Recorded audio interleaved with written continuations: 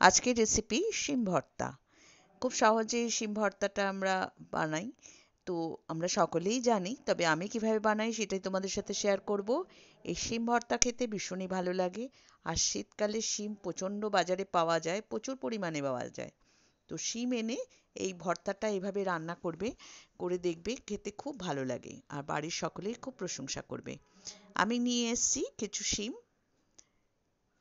তো শিমগুলোকে প্রথমে আমি ভালো করে জলে ধুয়ে নিয়েছি। নিয়ে এবার এটাকে আমি কেটে নেব। শিমটা কাটার সময় খেয়াল করবে দু সাইডটা এভাবে সুতোর মতো আঁশ বেরোয়, সেটাকে বার করে নিতে হবে। প্রত্যেকটা শিমের কিন্তু এটা বার করে নিতে হবে, নইলে কিন্তু এটা খেতে মুখে লাগবে, বাজে লাগবে। এটা মনে করে এইভাবে দুপাশটা ছাড়িয়ে নিতে হয়। আমরা সবাই জানি, তাও অনেকেই জানে না, নতুন রান্নাঘরে ঢুকছে তাদের জন্যই এগুলো দেখানো। আমরাও অনেক সময় অনেক জিনিস জানি না, সেগুলো আমরা এভাবেই শিখতে পারি। তো যাই হোক, আমি এইভাবে দেখিয়ে দিচ্ছি যে শিমটাকে এভাবে ছাড়িয়ে নিতে হয়। ছাড়িয়ে নেওয়ার পর এবার এটাকে আমি সেদ্ধ করতে দেব। খুব বেশি জল দেব না, সমান সমান জল দেব। একটা ডেচকি নিলাম, তার মধ্যে শিমগুলো দিয়ে দিচ্ছি, তার মধ্যে দিয়ে দিচ্ছি জল।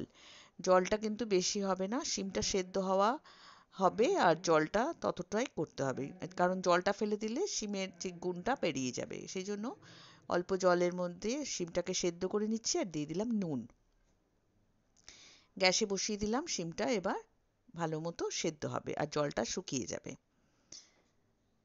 তো এর মধ্যে দেখো ফুটে উঠেছে। এবার আস্তে আস্তে এটা পুরো সেদ্ধ হয়ে গিয়ে জলটা এর মধ্যে শুকিয়ে যাবে। এবার নিয়ে নিলাম একটা পেঁয়াজ, একটু রসুনটা বেশি নিয়েছি, 15-20টা মতো কোয়া নিয়েছি, একটা কাঁচা লঙ্কা নিয়েছি। ঝালটা নিজেদের হিসেব মতো নেবে। এই লঙ্কাটা খুব ঝাল বেশি বলে আমি একটাই নিয়েছি। এইটাকে আমি আগে একটু মিক্সিতে পেস্ট করে নিচ্ছি। খুব মিহি পেস্ট করব না, আধ ভাঙা মতো পেস্ট করব। ততক্ষণে একটু চেক করে নিচ্ছি যে শিমটা সেদ্ধ হয়ে গেছে কিনা। হ্যাঁ, শিমটা সেদ্ধ হয়ে গেছে, জলটা একটু শুকিয়ে যাবে। এবারে দেখো এরকম আধ ভাঙা করে নিয়েছি, একবার জাস্ট চালিয়ে নিয়েছি। এবার শিমটাকে সেদ্ধ হয়ে গেছিলো, সেই শিমটাকে এর মধ্যে দিয়ে দিচ্ছি। দিয়ে এবার এই পেঁয়াজ রসুনের সঙ্গে বাদ বাকি পেস্ট করে নেব, একদম মিহি পেস্ট করে নেব। পেস্টটা কিন্তু একদম দানা দানা থাকবে না, মিহি পেস্ট হবে। প্রথমে পেঁয়াজ আর রসুনটা করে নিলাম এই কারণে, নইলে শিমটা দিয়ে যদি করতে যাই অনেক সময় গোটা গোটা থেকে যায়, মুখে লাগে। সেই জন্য আগে ওটা একটু পেস্ট করে নিলাম, দিয়ে ওটা করে নিলাম শিমটার সাথে। এবার কড়াই গরম হয়ে গেছে, কড়াইয়ের মধ্যে দিয়ে দিলাম সর্ষের তেল। অল্প পরিমাণে দিয়েছি, 1 চামচ মতো দিয়েছি। দিলাম একটা শুকনো লঙ্কা আর দিয়ে দেব সামান্য কালো জিরে।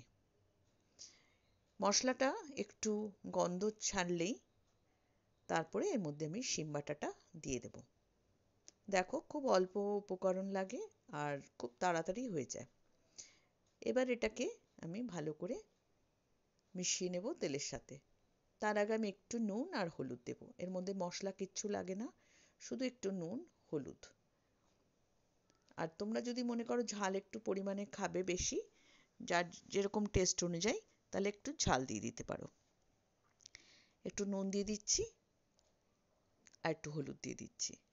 দিয়ে এটাকে খুব শুকনো শুকনো করে ভেজে নেব।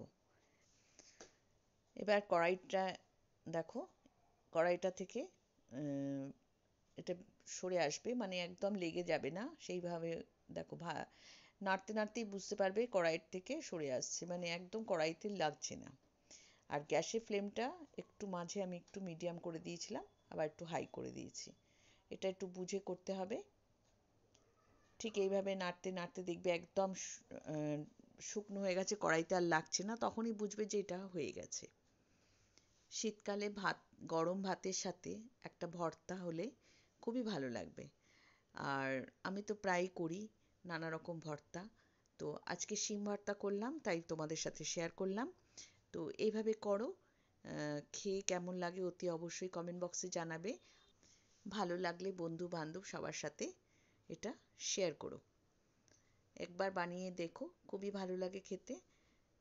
এবার এটা তুলে নিলাম। তৈরি হয়ে গেল শিম ভর্তা। আমাদের তো ভীষণ ভালো লাগে ভর্তা খেতে।